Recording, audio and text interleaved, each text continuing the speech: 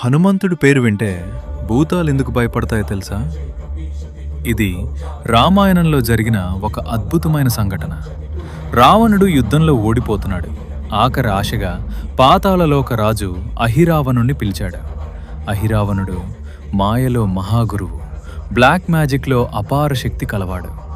విభీషణుడి రూపంలో వేషం వేసుకుని శ్రీరాముడు లక్ష్మణుణ్ణి మాయశక్తితో పాతాళలోకానికి తీసుకెళ్లాడు.